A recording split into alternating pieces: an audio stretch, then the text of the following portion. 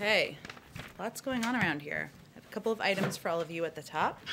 Obviously today is Jobs Day, and with today's jobs report while it shows some progress, it also shows the long road ahead. Right now there are 9.5 million fewer jobs than at this time last year. This is a larger jobs hole than at any point in the Great Recession. At this month's pace, it will take us more than 2 years to get to pre-pandemic employment levels, and it will take even longer at the average pace over the last 3 months.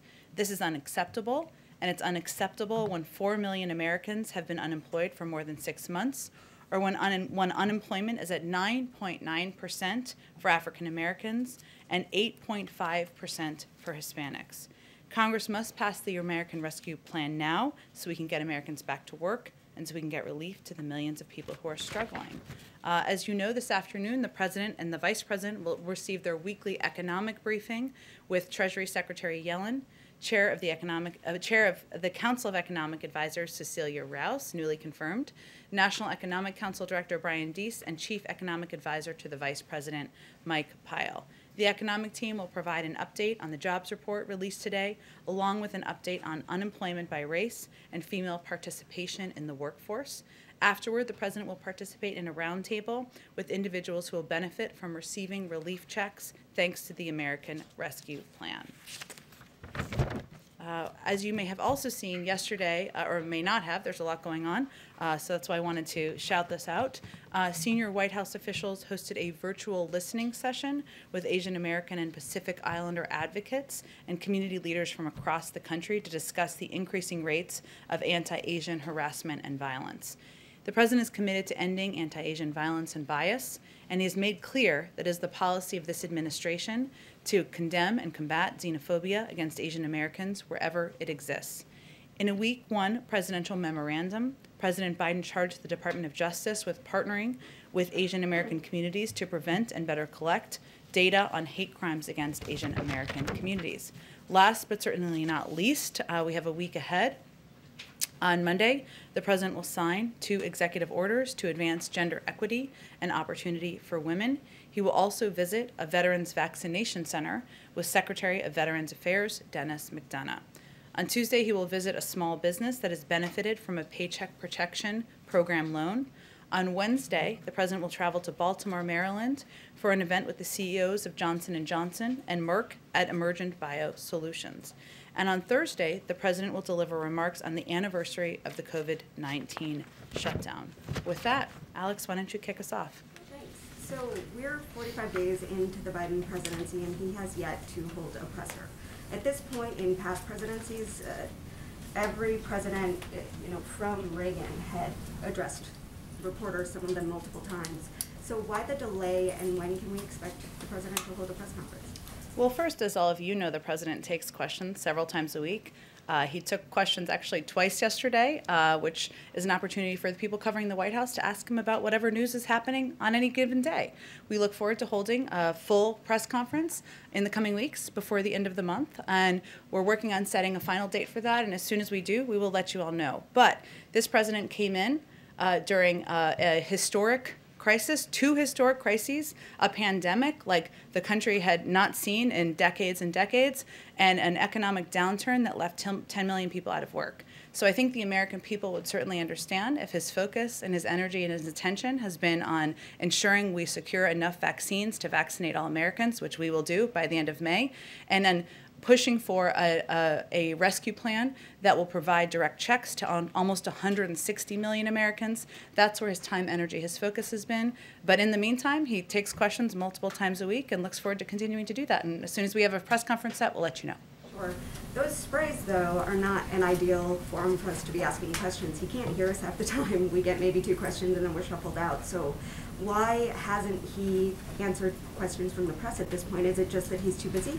I think he's answered questions, I believe the count is almost 40 times. So, and I would say that his focus, again, is on getting recovery and relief to the American people. And he looks forward to continuing to engage with all of you and to other members of the media who aren't here today.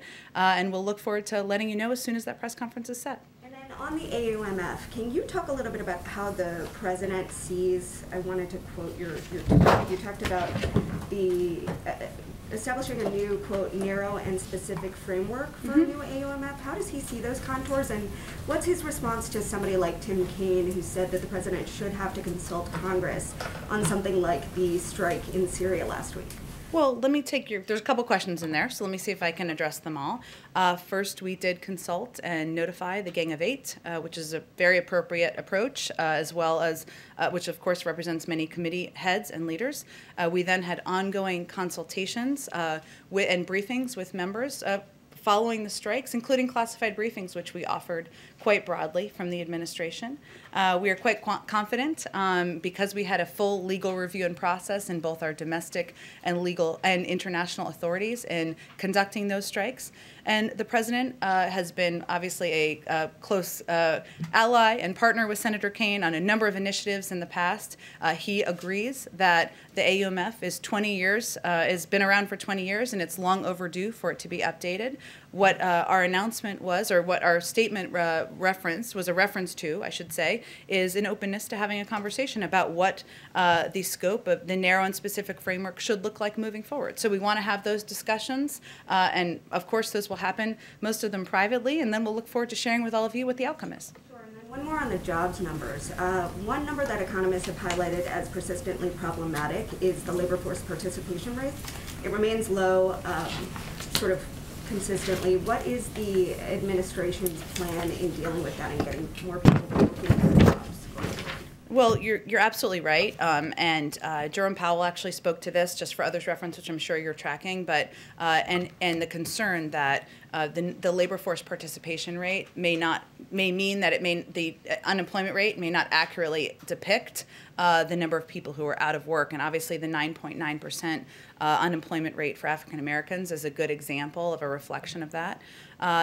We are taking a across-the-board approach to ensuring we are helping people get back to work and get through this difficult period of time. Part of that, of course, is getting the American Rescue Plan passed to get people the relief and support they need as a bridge for this period of time. But the president has also talked about many components of his Build Back Better agenda, which we look forward to speaking to and in the future after we get the American Rescue Plan passed and the relief into the arms of Americans. And he believes there are a number of additional ways that we can help put Americans back to work, including good, clean-paying infrastructure, or well-paying, I should say. Sorry, it's a Friday. Well-paying infrastructure jobs that are good union jobs. He believes there are many industries of the future that can help put more people back to work. But I will note one interesting and actually very troubling statistic. Per our economic team, I'm not an economist, as you all know, but this is their analysis, is that more than 69,000 educators were laid off. And so certainly part of our objective too here with pushing for the American Rescue Plan is also getting relief out to schools who want to reopen and bringing teachers back, ensuring that teachers can be employed for the long term and can ensure there are smaller class sizes is also part of what that package will help address. Go ahead. Thanks, Jen. Does the president have any thoughts on the filibuster, the so-called filibuster, especially now that some more moderate Democrats are now saying that they would like to see some filibuster reform? His view and his position hasn't changed. Even though some people say that that could affect your agenda, that you couldn't get some of those bigger bills through? Well, look, the president believes that infrastructure, just to keep with the theme, it is not Infrastructure Week, but he did just have the meeting yesterday, that infrastructure is a policy and a proposal he's long been a supporter of, as have Democrats and Republicans in the past. Even look at immigration reform. Immigration reform is an issue that many Republicans and Democrats who are elected have said and have supported in the past. The private sector has supported. He's a believer that there is a path and a way forward for Democrats and Republicans to certainly work together, and he's hopeful there's an opportunity to do exactly that. I know you're focused on the stimulus bill today, but is there a tentative plan for when we would see an infrastructure plan from the president? Again, as we've said in the past, and you gave me a little bit of an opening for this, but our focus is fully on the American Rescue Plan. We look forward to the president signing that into law, to relief and to checks going out to the American people, to funding going to schools, so they can reopen, to more funding going out to get more vaccines in the arms of Americans. And his agenda and his priorities are not a secret, especially for those of you who covered the campaign. He talked about everything from infrastructure to doing more for caregiving to doing more to help expand access to health care, doing more to address the tax system. Those are all components that are certainly under discussion, but we'll have more to say in the weeks ahead. Go ahead. Thank you, Jen. The White House Chief of Staff, Ron Klain, pointed out this morning that at the pace of today's jobs report, it would take until April 2023 to get back to pre-pandemic economic levels. So how much quicker does the White House believe the economy can recover to those levels with this $1.9 trillion package? How many more months or years does this buy? Well, don't take it from us. Take it from outside economists. And independent analysis shows that passing the rescue plan will create 7.5 million jobs in 2021 alone, and get our economy back to full employment. Will help create those, I should say, help get our economy back to full employment 1 year faster. So it certainly will help expedite this effort and put more people back to work and pull us far ahead of that 2-year timeline that Ron Klain outlined. And then just on some of the compromises that we're seeing coming out of the Senate, the president agreed to limit eligibility for these stimulus checks. He is also now allowing these unemployment checks to be lowered from $400 to $300 a month, even though, of course, there is an extension there until September. But it seems like a lot of these compromises are tailored to the more moderate elements of the Democratic caucus. Is the president concerned at all about losing progressives once this bill goes back to the House? And is there anything that he's looking to do to cater to some of those more progressive demands? Well, this is an incredibly progressive bill, and I'm happy to outline some specifics on that since you gave me the opportunity. But one additional piece just on the UI compromise, as you mentioned, by eliminating the first $10,200 of UI benefits from taxation for 2020, combined with, of course, the extension through September, this amendment would provide more relief to the unemployed than the current legislation. It's different person to person, of course, but on average, it would provide more relief. So that sounds pretty progressive to me. But you gave me the opportunity, so I just want to highlight a few of the things. And these are examples of why I think this is a package, we think this is a package that is incredibly appealing to many progressives in the country, and certainly should be to all progressives in the Congress. It cuts child poverty in half, in large part through a historic expansion of the child tax credit. 66 million kids will benefit from the expansion, and not only extends I already talked about that, so I'll skip that over that. It includes tens of billions of dollars for rental assistance and homeowners assistance, which will benefit lower income, disproportionately Black and brown renters and homeowners. It includes money, as you know, to get shots back in arms so that kids can go back to school. Reopening schools and schools being closed has a disproportionate impact on lower income communities. Those are progressive proposals, progressive ideas, and $1.9 trillion package is certainly a progressive-sized package. And so we are certainly confident, hopeful and confident that we will be able to get support in the House. And then on the border, could you provide any more details about that trip planned by senior members of the president's team to the border? Who's going? Any more details you can offer on that? Sure. Well, again, as I like to say, there's a lot going on. So to catch people up who aren't following exactly what you're following, President Biden has asked senior members of his team to travel to the border region in order to provide a full briefing to him on the government response to the influx of unaccompanied minors and an assessment of additional steps that can be taken to ensure the safety and care of these children. Out of safety, security, and privacy concerns, the date and time of this visit will remain confidential, but the White House, and for now, but we will provide a full readout of the visit once it concludes. So no details on who's going? I don't anticipate. We certainly will have those details to share with all of you once the visit occurs, but I don't anticipate us doing that in advance. I wonder, given some of the president's rhetoric on the campaign trail and as president and some of the policies that he instituted, including rolling back some of the immigration policies of the Trump era, is he concerned at all that some of his rhetoric and some of his policies may have, as well-intentioned as they may have been, inadvertently contributed to the rise in migrants that we're seeing at the border, in particular unaccompanied children? And does he have any intention to more forcefully tell those individuals that now is not the time to come, as the Secretary of Homeland Security said last week? Sure, and as the Secretary also said last week, was that last week? It feels, I'm not sure. Maybe it was this- I don't know, it may have been this week.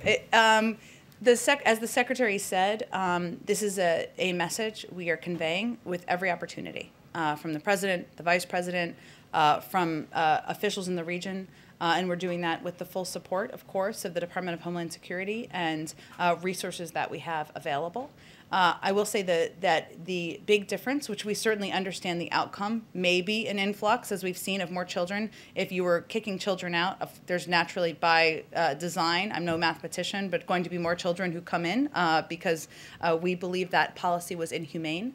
And we believe that children who are under the age of 18 should be treated with humanity and provided safety while we consider what the process is moving forward. So we certainly have a different approach. We understand the outcome and the impact of that, but we are using every tool at our disposal, and we will use every official we can to convey clearly this is not the time to come.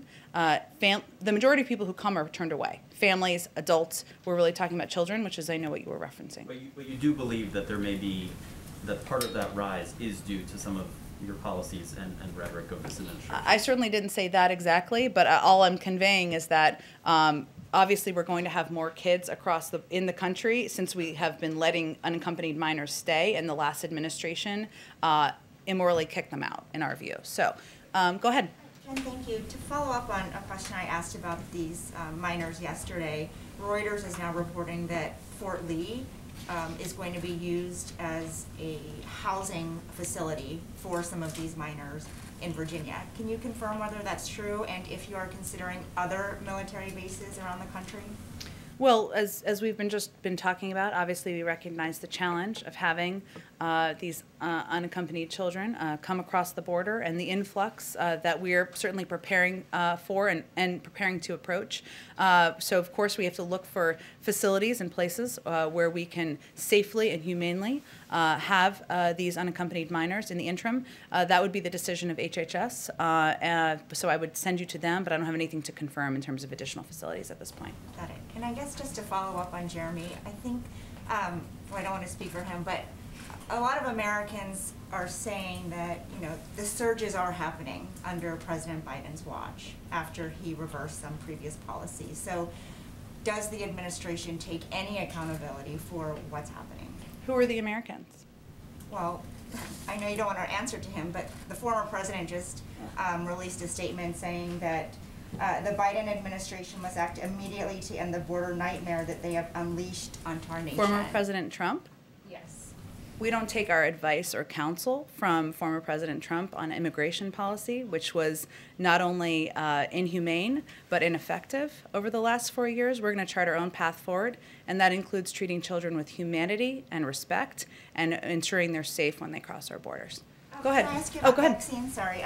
So the mayor of Detroit has turned away thousands of doses of the Johnson & Johnson vaccine. Mm-hmm. Do you think that Mayor Dugan is making a mistake? And what is the message to other state and local leaders who might be considering doing the same? Well, our message broadly is what our health and medical experts have conveyed, Dr. Fauci and all of our COVID team. There are 3 approved vaccines from the FDA. They all are safe, they are effective, they prevent severe disease and death. So anyone who is everyone in this country, I should say, should take whatever vaccine they have access to. As I understand it, the mayor was going to, our team has been in touch with the mayor. There's a bit of a misunderstanding. He was going to go out and speak publicly about accepting vaccines. So I'm not sure if that's happened yet, so I'd certainly point you to that. Thank you, Jen. Sure, go ahead. Thank you, Jen. Are there any discussions within the White House about reversing the policy of allowing all unaccompanied children into the United States? No. None at all. So I guess is the plan then to take in and safely and humanely find a home for an unlimited number of unaccompanied children? I think this issue requires us taking a step back as human beings and as mothers, of which I am one. I know there are many in the room or many at home. These kids are coming. They are fleeing prosecution. They are fleeing difficult circumstances in their home country. When they come here, All we're talking about here is ensuring that they are treated safely, they are not trafficked, they are not sent back on a unsafe journey. That's what we're talking about. When these kids come in, it doesn't mean they are ensured that they get to stay. They go through the processing system that everyone goes through, but we want to ensure that that is done by treating them humanely and with respect. Many of them will be sent back home eventually, but we're talking about how we treat them as they come in the country. Well, and I'm a mom too, so I certainly feel for all of these children that are fleeing very difficult situations in their homes to come here. But, you know, the fact remains, you have DHS projecting 117,000 unaccompanied minors by May. And, you know, that brings me to another question. You know, a lot of these numbers and this data, they're all coming from leaked documents from DHS, from HHS. Yeah. Why doesn't the White House just release these numbers? I mean, don't the American people deserve to get the data straight from you and straight from the White House? Data of projected numbers in internal documents for policy discussions? Data about how many unaccompanied children and migrants are crossing the border on a daily basis. I understand eventually it's made public, but why not right now? It is made public by the Department of Homeland Security and the officials who oversee the entire process. It is made public, but we don't, as a policy, make public or confirm private decks and policy documents, as no administration would. So can you confirm how many illegal border crossings there are on average every day right now? I would send you to the Department of Homeland Security and CBP, who of course would be overseeing that process. Okay, and one more question on immigration. House Minority Leader Kevin McCarthy, he's requesting a meeting with President Biden about this issue. He's also asking President Biden to acknowledge the crisis. Will President Biden take that meeting, and I'll ask it again, will he acknowledge that there's a crisis? Well, first, the President and this administration's focus is on digging out of the dismantled and inhumane immigration approach of the last administration.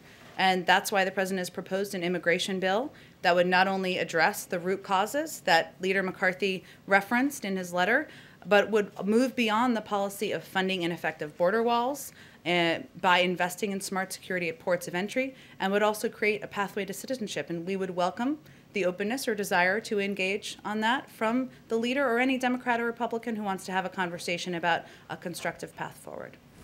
Go ahead. A couple of follow-ups if I can. First on the AUMF discussion. Right now there are two active AUMFs, 2001 and 2002. The President is in favor of replacing both of them with one, with two. What does that look like?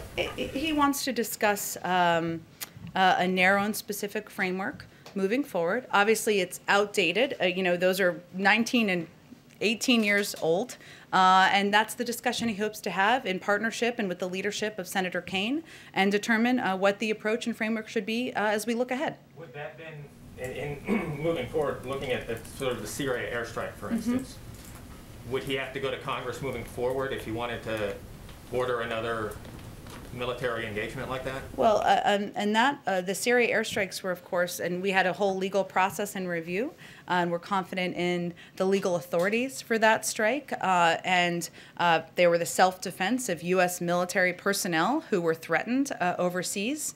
So, you know, I will leave it to the discussion of the framework moving forward, but I would say that we are confident in both our approach and the authorities we had for those strikes. And one on infrastructure, if I can. Go ahead. I know you're focused on the COVID bill, but, you know, when the American Rescue Plan was first introduced, President Biden was very encouraged that there would be bipartisan support for it. It does not appear that there will be any bipartisan support for it. Republicans haven't voted for it yet. What is the level of confidence then on the next big legislative agenda item like infrastructure? Were there lessons learned and sort of the engagement or the reach out? I'm just sort of curious what that would look like. Well, first, bipartisanship is not determined by a single zip code in Washington, D.C. It's about where the American people sit and stand. And the vast majority of the American people support the American Rescue Plan, including Republicans. And so I think really the question is, why are Republicans in Congress who aren't supporting this package outliers in where the American public is in moving this forward? And on infrastructure, I don't have this in front of me, but I'm sure you all have lots of research assistants who can look at who has supported infrastructure in the past. And many have spoken to their support for infrastructure packages. Many have, Republicans, of course, and Democrats. Many have discussed it with the president. And so we're certainly hopeful and confident that repairing roads, rails, and bridges, doing better by our caregivers,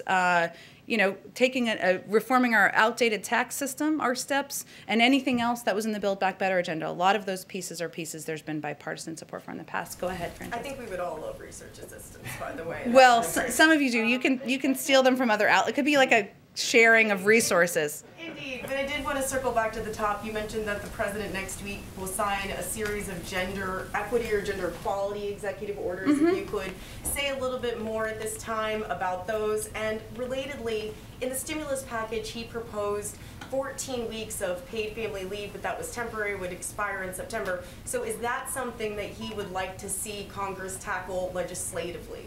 Sure. On the first, I will preview for you. We will have a special guest or two here on Monday to talk about these executive orders, and I expect we'll have a briefing call this weekend, so I'm not going to get ahead of it beyond that, but we're looking forward to talking more about it. And on the second one, say that one more time.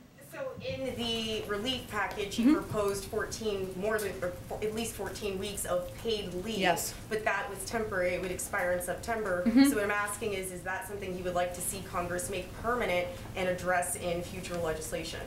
Well, we have, of course, this is just the beginning of our administration. He's talked in the past about his commitment to paid leave and feels it's an important component of ensuring there's a diverse workforce, a workforce that has gender equity and racial equity, and it's an important component of that.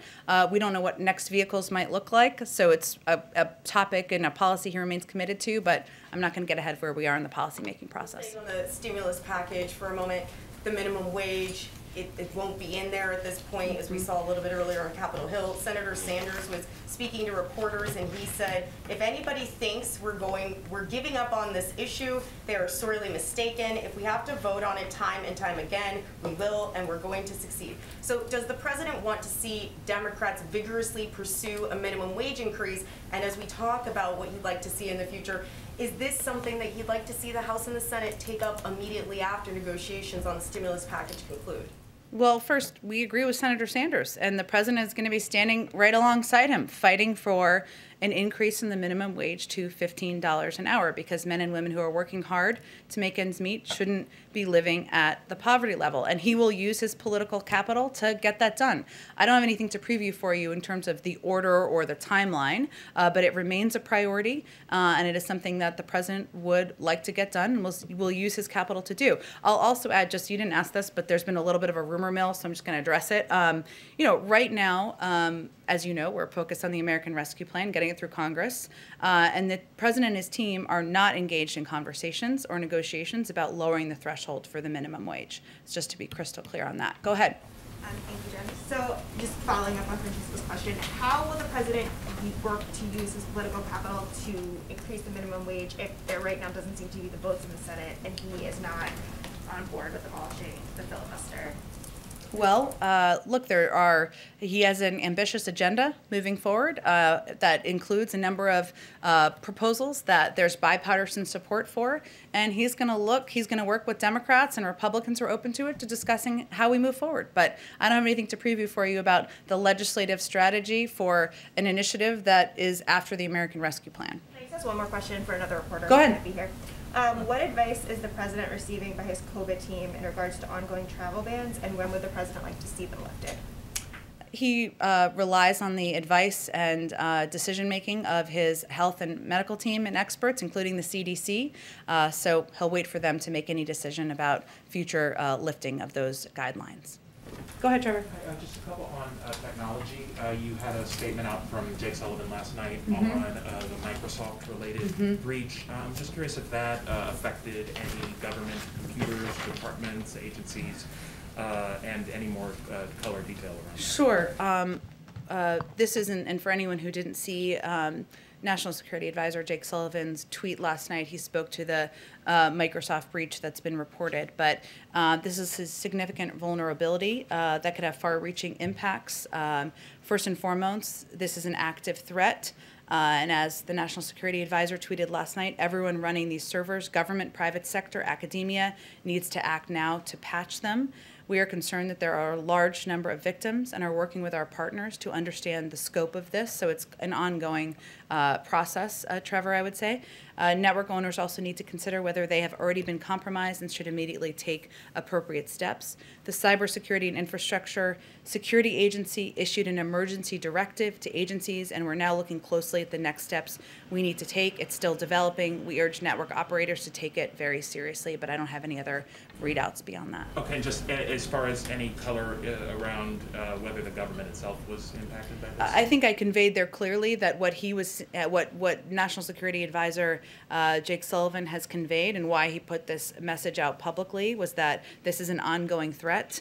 And he was encouraging patches to be done across, as he said, government, private sector, academia, and we're still looking closely at what happened and the next steps that need to be taken. Okay, and then I just wanted to ask about Tim Wu, Sure. Who you announced hiring today. He has very publicly advocated for breaking up big tech companies like Facebook.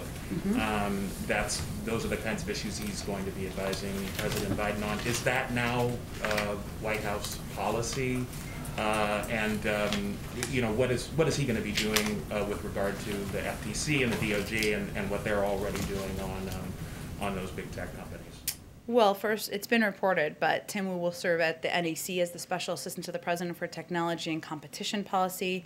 He was recently a professor at Columbia University Law School. He previously served as Senior Enforcement Counsel to the New York Attorney General and as a Senior Advisor at the FTC. He brings, as you noted, in some way, different words, but a wealth of knowledge and experience about technology and competition policy that will help ensure President Biden's economic agenda supports working families, strengthens the middle class, and protects consumers. You know, the president has been clear on the campaign, probably more recently, that he stands up to the abuse of power, and that includes the abuse of power from big technology companies and their executives. And Tim will help advance the president's agenda, which includes addressing the economic and social challenges posed by the growing power of tech platforms, promoting competition and addressing monopoly and market power issues, expanding access to broadband for low-income and rural communities across the country. But his hiring is a reflection of the value of his expertise. If the administration policy was determined by every person that was hired, we would have 400 different policies in each issues. You know, the president welcomes expertise, he welcomes experience, and Tim Wu certainly brings that in droves. Okay, because Biden has never publicly talked about breaking up big tech companies. So I just wanted to clarify: is that the policy of this White House? We don't have new policy to announce here, Trevor, just that the president believes, as he's talked about before, that it's important to promote competition and address monopoly and market power issues. But we don't have new policy to announce. We're 6 weeks into an administration, but certainly we welcome the expertise of individuals like Tim Wu. Go ahead. Go ahead. Thank you. Oh, sorry. We can go to both of you. We're not in a rush. Go ahead. Okay, thanks. I will. Given the many questions about the transparency of the World Health Organization's COVID investigation in Wuhan, is there a point at which the president, who made such a priority of putting the US back into the WHO, will say, we're getting fed up, and actually go back a little bit towards the former president's position, which is that the WHO was, you know, basically useless for the United States? Well, I would actually say that we're gratified that the WHO has determined to hold on releasing an interim report into the origins of COVID. That was a positive step, which was taken in part because of our involvement and engagement. In recent weeks, we have spoken with many international allies and partners who shared our concern about the ways in which early findings of the investigation had shared the same concerns. We feel this is an encouraging sign that U.S. re-engagement is already having a positive impact, and we rejoined the World Health Organization on the first day of the Biden administration so that the United States could once again lead in an international fora. So the president is satisfied with the way that whole report work is going ahead right now? No, it's not. It's not. They're holding on it. Right. So Is he satisfied or not with that? I would say he feels it's a positive sign, as I just said, because they're not releasing a report where we expressed concerns about the origin of the data, the lack of transparency, and that we felt it would send a negative message about, not a negative message, I should say, kind of the inaccurate message about the origins of the pandemic. And that engagement, that outcome, was in part because of our engagement. So when they put the whole thing out in the middle of March, what they're saying, is he confident that that's going to be the We'll real look at deal? the data in the report. We have long said we'd like to see the underlying data, but again, we feel the hold on releasing the interim report we were gratified by that step that was taken. Go ahead in the back. Thank you, Jen.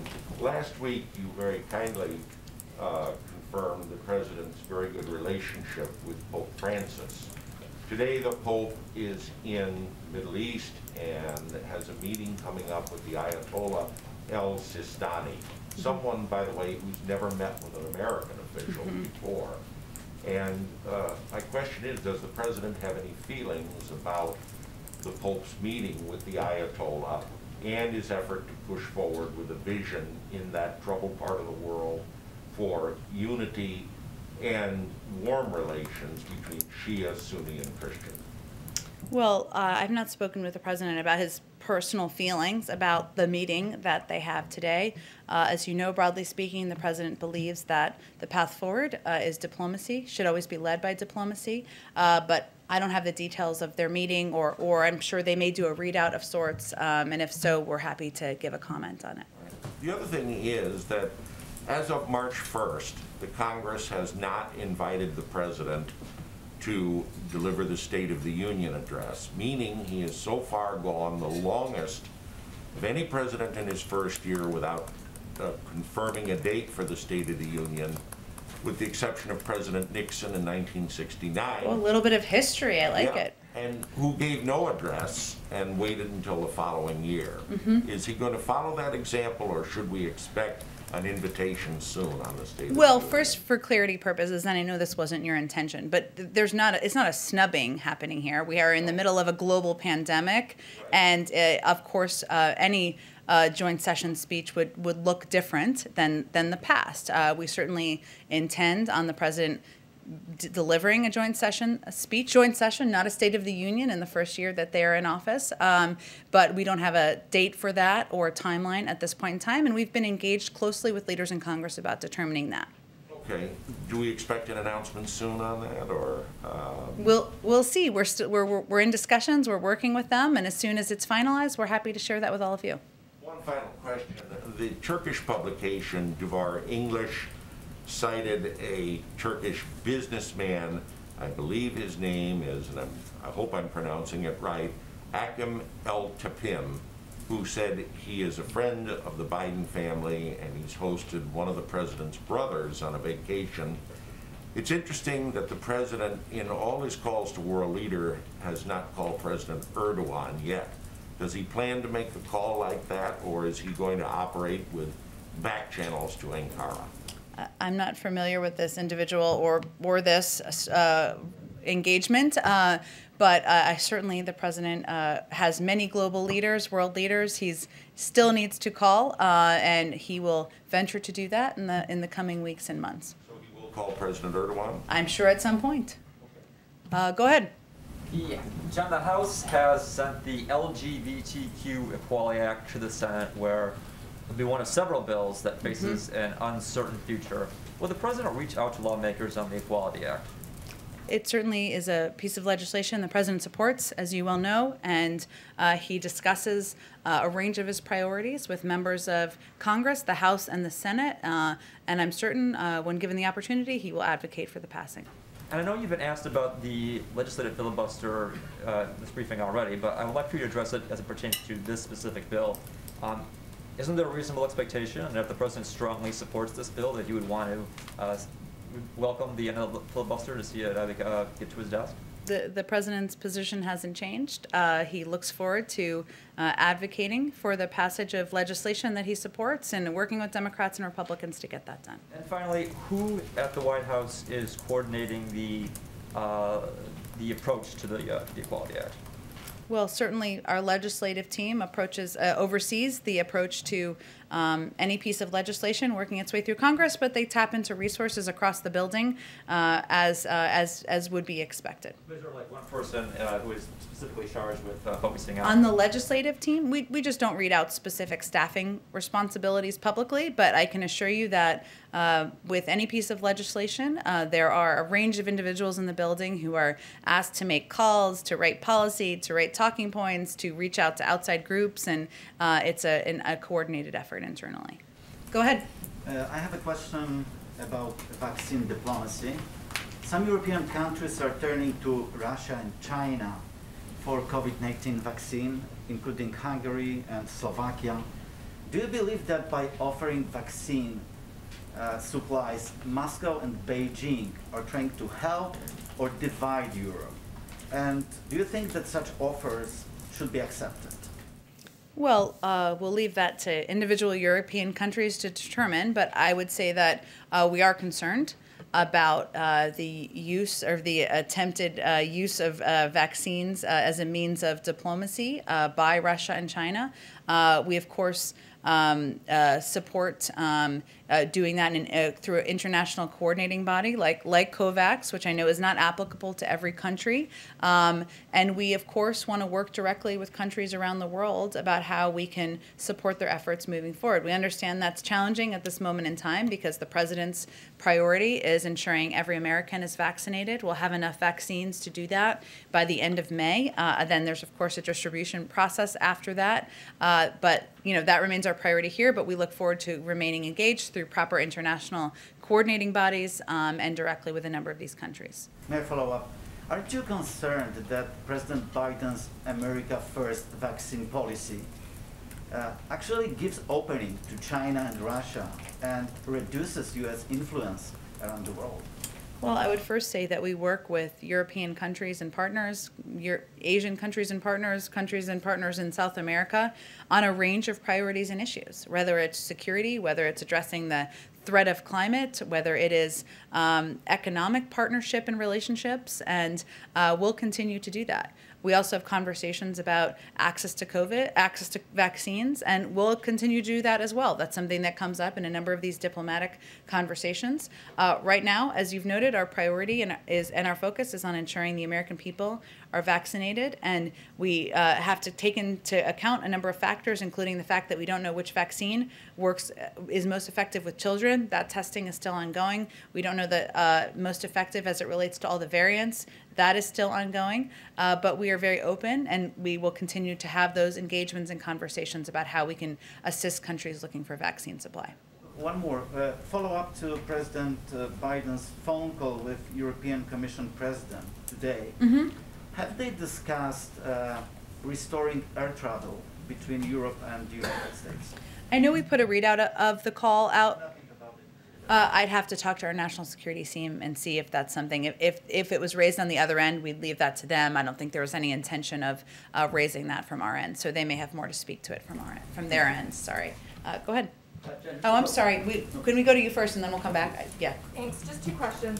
First, the president earlier this week in remarks to the House Democratic Caucus suggested that the White House under Obama didn't take enough of a victory lap following the 2009 stimulus. I'm wondering if you can just expand on what the White House plans to do differently this time, assuming no rescue package is passed in the coming days. Sure. Well, I was here during that period of time, and I would say that any of my colleagues at the time would say that we didn't do enough to explain to the American people what the benefits were of the rescue plan, and we didn't do enough to do it in terms that people would be talking about at their dinner tables. And that's one of the reasons we, of course, have been trying to break down the impact of the American Rescue Plan into the key components that will impact people directly. The direct checks, ensuring funding gets funding to help expedite vaccine distribution, and of course reopening of schools. But where our focus is on getting the package passed, and once it does, We look forward to taking some time using the president, the vice president, the first lady, the second gentleman to engage with and communicate with the American people about how the package impacts them and how they are, how it will help them get through this difficult period of time. And then second on infrastructure, Representative DeFazio said after the meeting yesterday that there were discussions about how to pay for an infrastructure package. I'm just wondering if you can give us a little more sense of what was discussed yesterday. I don't have any more details. We don't even have a package that is being proposed at this point, and when we get to that point, I'm sure we'll have this discussion. Obviously, the president has talked in the past about different revenue raisers, whether it's rolling back certain tax cuts, but we're just not at that point in the internal policy discussions quite yet. Go ahead, Alexandra. Alexandra, I was looking at you. Sorry, go ahead. Okay, go ahead. Go ahead, Francesca. Two more questions for you, and then I'll be done. So earlier this week, Secretary Blinken had a call with Juan Guaido, who the U.S. recognizes as the interim president of Venezuela. President Biden has not yet made such a call. I know you said that he has a long list of foreign leaders that he'd like to call. He does. But at what point do you think that he might give Juan Guaido a ring? I just don't have anything to predict for you. And I will say, having served at the State Department before, sometimes a call from the Secretary of State happens before a call from the President. Not always, but I don't have a list of his upcoming calls planned for foreign leaders. Okay, and the other one was I wanted to ask about a campaign pledge that President Biden made. During the campaign, he said that he would direct $70 billion to HBCUs. So I was wondering if you could provide an update on that. Is there any executive orders or legislation in the works that would address that issue? He remains committed to supporting HBCUs and supporting them financially, but I don't have anything to preview for you in terms of policy. We are only 41 days in, a lot more policy making, executive order doing, well, some executive order doing to be done. Go ahead, and then we'll come back to you, Jeremy. Go ahead. John, a number of state legislatures are advancing legislation seen as imposing additional restrictions on transgender youth, including bills that would inhibit their ability to participate in sports and access transition-related care. One of such bill is on its way to the governor of Mississippi's desk, if not signed already. Has the president expressed any concern about these bills in the state legislatures? I would just say that the president's view is maybe not well known, but let me restate it here. I'm not aware of discussions directly with state legislators. If he had those discussions, you would likely know, I should say. But the president believes that trans rights are human rights. And that no one should be discriminated on the basis of sex. Not only is this the law of the land, it's his own deeply held view. The anti-discrimination executive order the president signed is focused on children being able to learn without worrying about whether they will be discriminated against. And this means not being denied access to the restroom, the locker room, or school sports. And him signing an executive order sends a pretty clear message to state legislators, to lawmakers about where he stands on this issue and what his position is as president. Okay. I mean, if you want to take We'll do two more. It's a Friday. Okay, and then Jeremy can wrap us up. Go ahead. Okay, thank you. Two questions about New York Governor Andrew Cuomo. The first is I just wanted to know if the White House had any sort of reaction to these twin reports in the Wall Street Journal and the New York Times that aides to Governor Cuomo had altered the report on nursing home deaths to hide a higher death toll. We've certainly seen those reports. Obviously, they're troubling, and we certainly would support any outside investigation, but those wouldn't be determinations made by us. Okay, and on the other controversy that Governor Cuomo's facing, the third accuser did a long interview on CBS News last night. I'm wondering if the vice president or the president watched it or heard about it. I'm not aware of them watching it. They obviously both have a full schedule we keep them to, of course, as I've noted in here before, but I welcome the opportunity to repeat. Well, so I guess my question is, in 2017, when then Senator Kamala Harris was calling on Senator Al Franken to resign for similar issues, she tweeted, and I quote, "Sexual harassment and misconduct should not be allowed by anyone and should not occur anywhere." So, you know, what does it say to women like Charlotte Bennett when the Vice President of the United States will comment about that, but won't say the same thing about these allegations against Governor Cuomo? Well, I think the Vice President's view is that she believes All women should be treated with respect. Their voices should be heard. They should tell their story. There's an independent investigation that is happening now, being overseen by the New York Attorney General, and she certainly supports that. And hopefully all of the individuals who have come out should see that as her point of view, and one that I'm happy to reiterate on her behalf. But so why won't she say that? Again, I think I'm speaking on her behalf. This is the White House. That's the benefit of doing this briefing every day. Go ahead, Jeremy. Thanks, Jen. Just a couple more on the COVID bill. Since the president proposed that $1.9 trillion package, the national picture has changed in a few significant ways. This jobs report today shows the economy is recovering at a faster pace than anticipated. About 16% of Americans have now received at least one dose of the vaccine, and yet the president hasn't budged off that $1.9 trillion top line. Is he reconsidering that big number in light of these recent developments? Well, at the same time, 4 million Americans have been unemployed for more than 6 months. The rate of unemployment among African Americans is 9.9%, 8.5% among Hispanics. Without this package, 9.5 million people are out of work. At this rate, we would not hit the pre-pandemic unemployment rate for 2 years.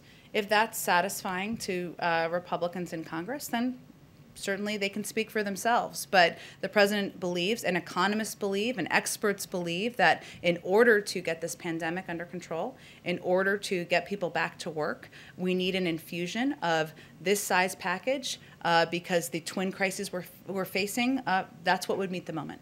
And in terms of bipartisanship, obviously there are a few Republican senators who are still considering how to vote on this package.